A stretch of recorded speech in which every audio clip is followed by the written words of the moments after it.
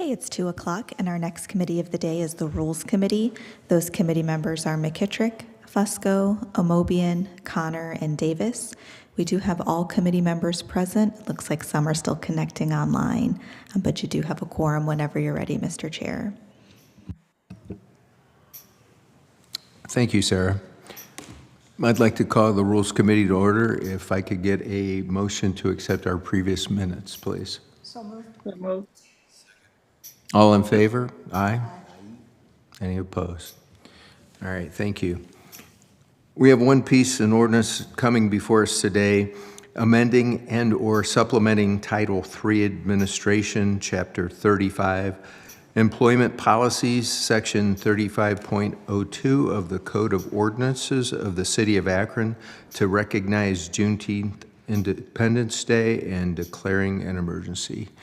Mr. Angeloni. Thank you, Chairman, members of the committee. Before you today is a fairly simplistic, straightforward piece. Obviously, the city has recognized Juneteenth as a holiday for the last several years. We did realize that it was not officially in the list in our codified ordinances, and that's what this piece is intended to do, is to clean that up. So if there are any further questions, happy to answer them.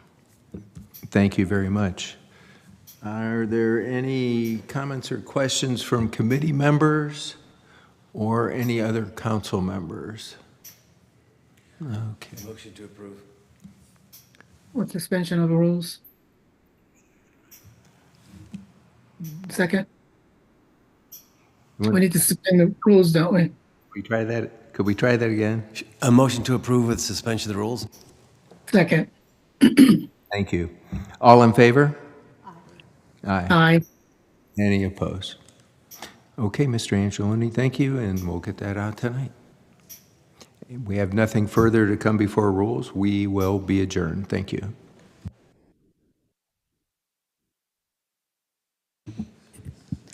Our next committee is the Public Service Committee. Those committee members are Kamer, McKittrick, DeShazier, Hardy, and Lombardo.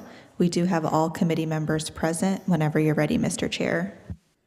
Thank you, Sarah. Yes, I'd like to move forward and call the public service meeting to order. We did hold a meeting last week, and I need approval of those minutes, please. Motion to approve the previous minutes. Second. Thank you. I have a motion and a second for the minutes. All in favor? Aye. Aye. Aye. Anybody opposed? All right, thank you. We do have several new pieces in front of us today, and I will ask Sarah if she could read in number 4. Item number 4 is an ordinance authorizing the Director of Public Service or his designee to enter into a contract or contracts after publicly advertising for bids or requesting and receiving quotes or requests for proposals to construct the fluoride and hyaluronic acid feed system replacement project and declaring an emergency. Thank you, Sarah. I appreciate that. I do see we have our Service Director, Chris Luttle, with us. Chris? Thank you, Mr. Chairman, members of committee. These two chemical feed systems were installed just over 20 years ago. They're beyond their useful life.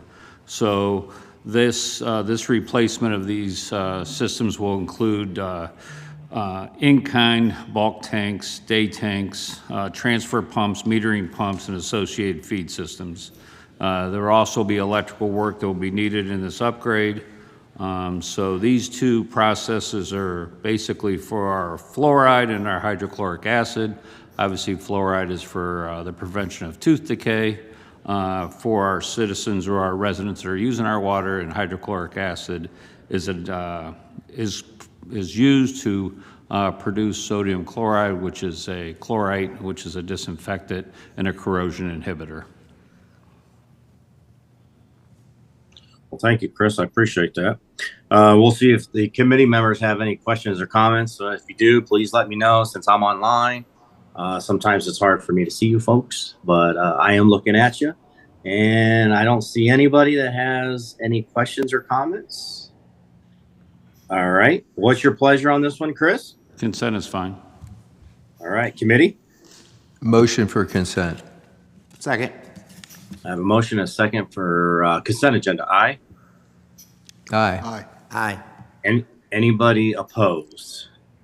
All right, thank you. Moving on to number 5, Sarah, please. Item number 5 is an ordinance authorizing the Director of Public Service or his designee, after publicly advertising for bids, to enter into a contract or contracts to extend certain water mains in Copley Township and declaring an emergency. Thank you, Sarah. Chris? Thank you, Mr. Chairman, members of committee. Yes, this is two sections of water main that will be the addition to the current system. So the first is a 12-inch water main under 77 at the very west end of Copley Road, where it goes under to Spatford Drive.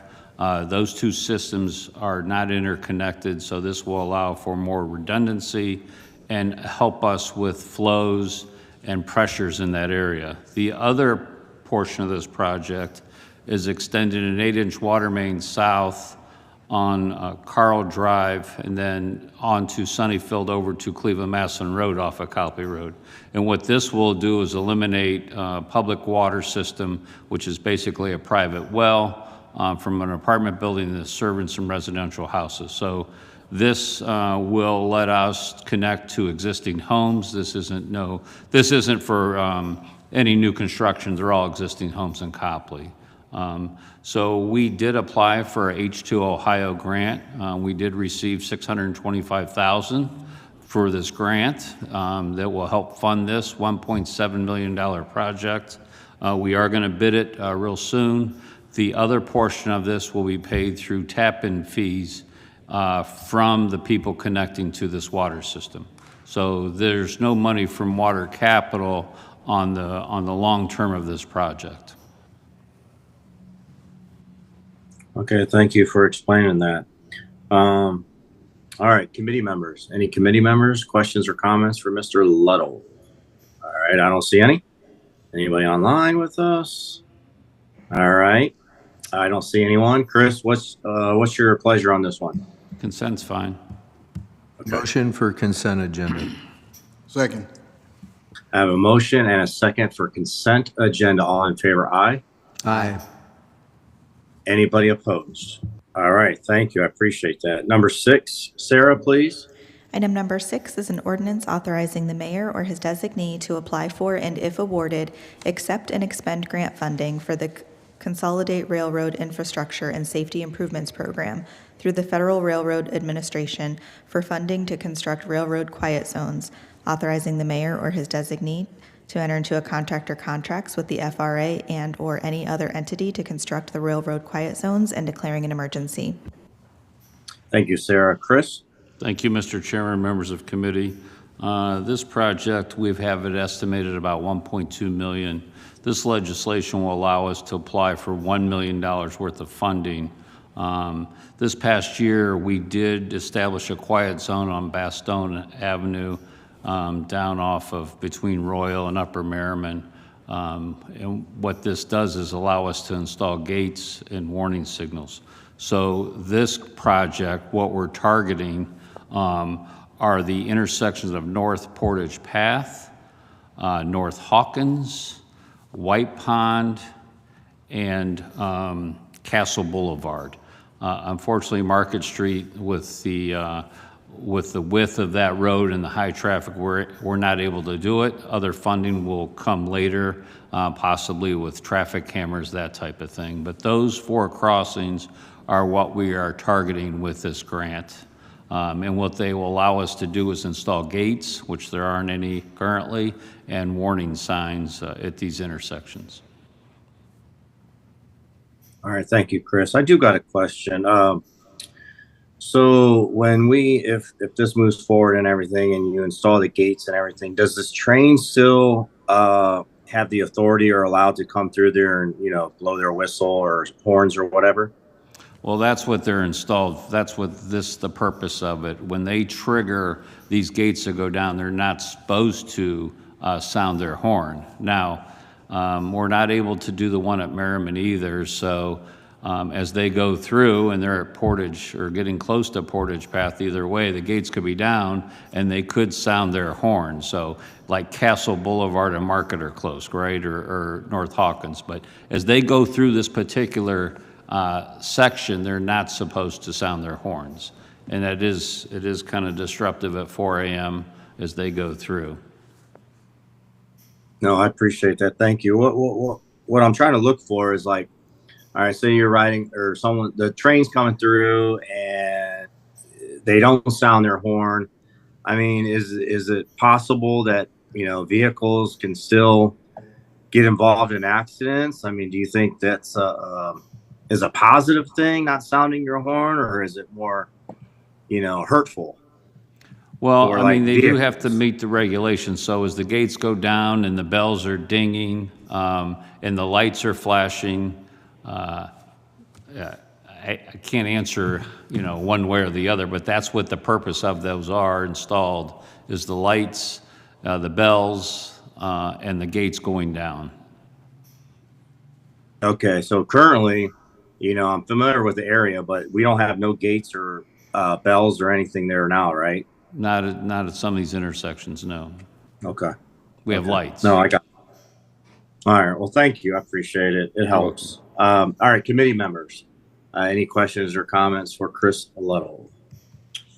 I don't see any. I do see Councilwoman Linda Mobian, please. Thank you, Mr. Chair. I think my question was in line with yours. I attended Mr. Hardy's meeting, and a number of the residents kind of thought it was kind of dumb that people move to those areas knowing that they're going to have the noise from the train and all of that. I guess my question has to do with if something malfunctions and you come through and you don't necessarily see or hear the train because there's no whistle or whatever, what happens? Who's responsible for that? Well, I mean, I can't answer if it's driver error or railroad error, it's between, it's up to the railroad, but the purpose of the quiet zone is to install these lights, install the gates, install the bells, so they do not have to sound the horn, okay? My guess is if they saw a car approaching the tracks, they're gonna sound the horn, whether that stuff's down or not. I mean, I have seen that happen on Evans Avenue before we put the bridge in anyway. Is this kind of common or popular with other cities now? I know Hudson did this, and I believe there's another local municipality that did it, and we went up and talked to a couple of those municipalities on how they achieve this and how to write this grant application, yes. So it sounds like something that's going to be helpful, but mostly in the early morning hours, you're thinking. Yeah, I think it was Hudson and Streetsboro, Councilwoman. Okay. Thank you. You're welcome. Thank you for that question. Anyone else? If not, Chris, what are you looking at for this one? Mr. Chair, I'm not sure if you can see Councilman Fusco has his hand raised. No, I do now. I had still Councilwoman Amobian on my screen. Yes, Councilman Fusco, thank you. Thank you, Chairman Kamer. Yeah, just want to thank the Service Director's Office, the Engineering Bureau.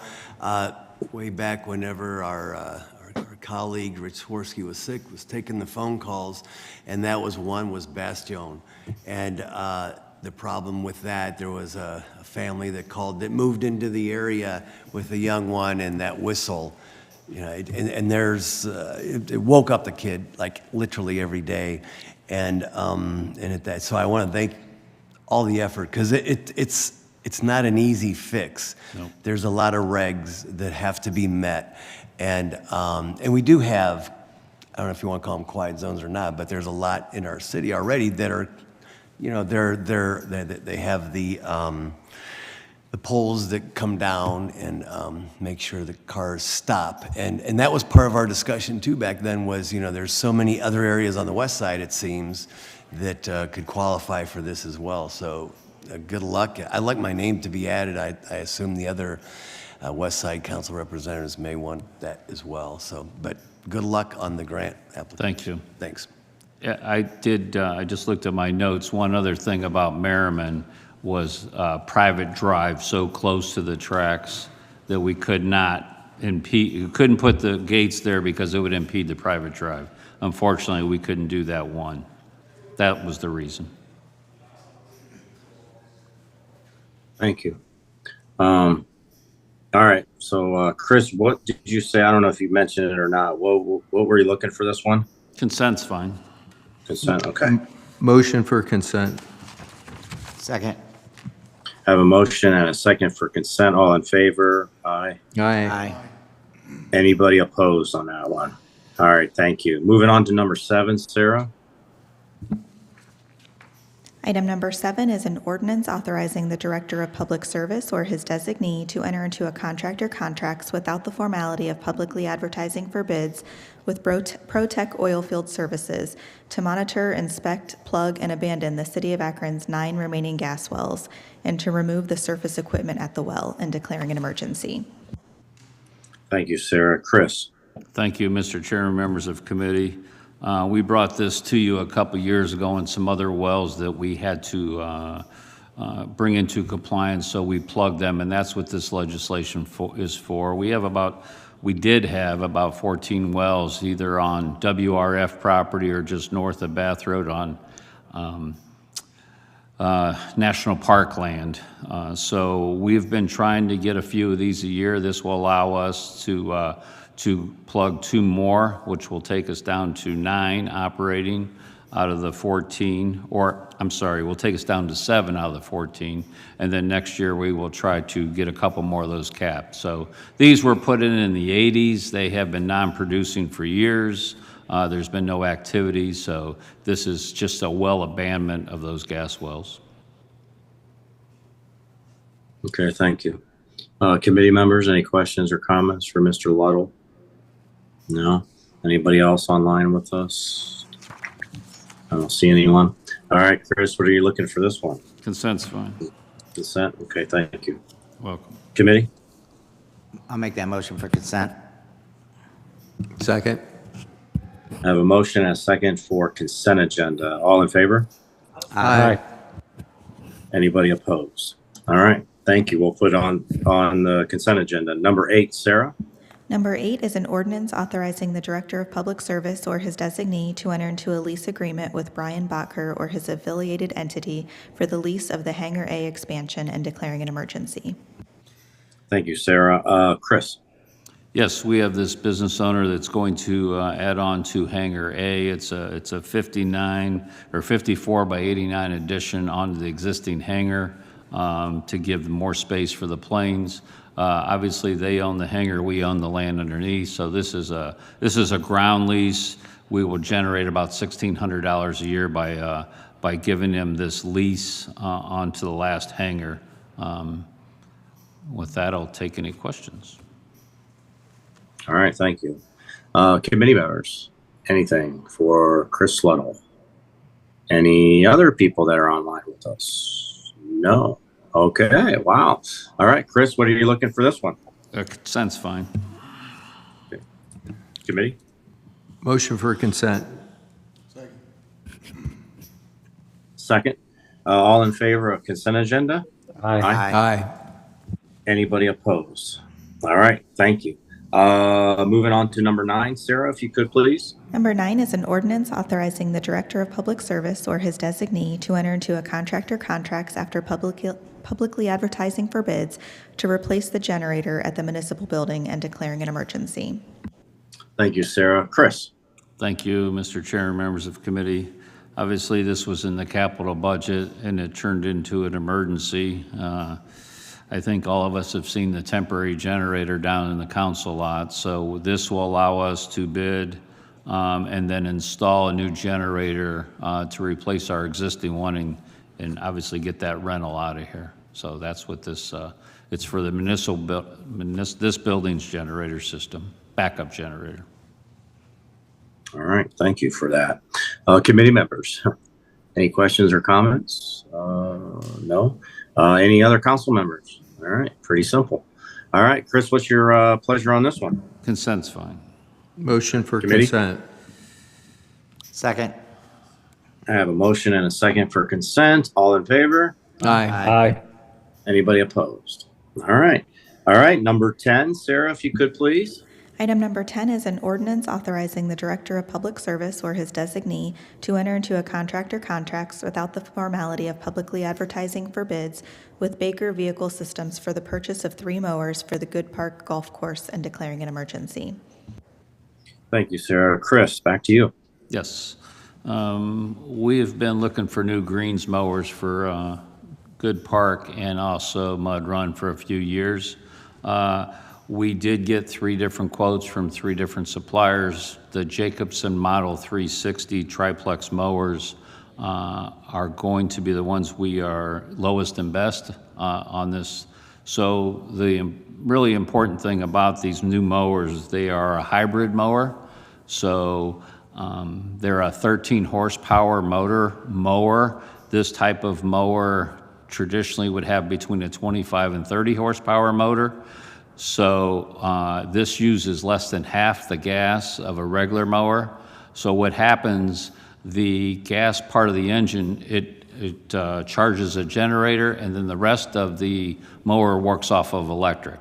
So traditional riding mowers like this size would have hydraulics driving the reels, the wheels, the churning. This has 0 because it's all electric. So there's no hydraulic oil. And typically they would hold about 5 gallons of hydraulic oil in this type of machine. This has 0. So we're really excited to try to move forward with this new operation to go mostly electric, really. I mean, they mow probably 3.5 hours every morning to mow all the greens. Probably use about an hour, a gallon of gas every hour. This will use less than half of that in a typical morning of mowing. So our old mowers are really beyond their useful life. We've been trying to like cobble pieces off of this. So we talked to the finance director, and actually the golf courses have been doing a lot better.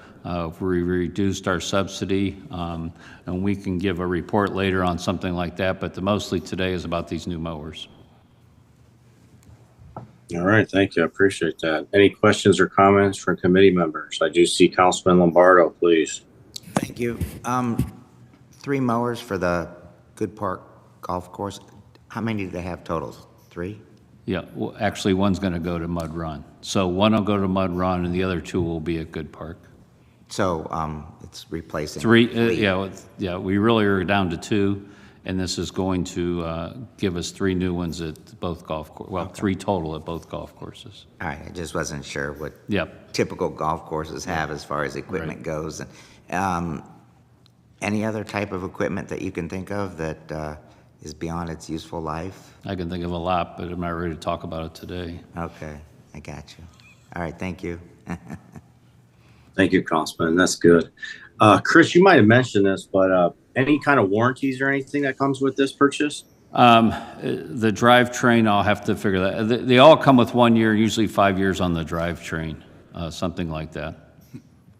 Okay, thanks. Was it Councilman McKittrick? Or did you have your hand up, sir? Thanks, Mr. Chair.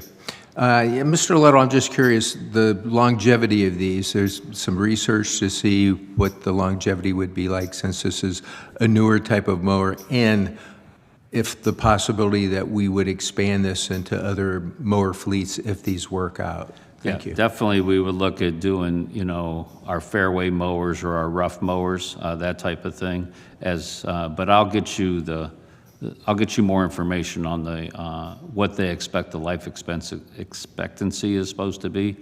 We are probably going to do some kind of a thing at the golf course where we're going to show them off once they get in.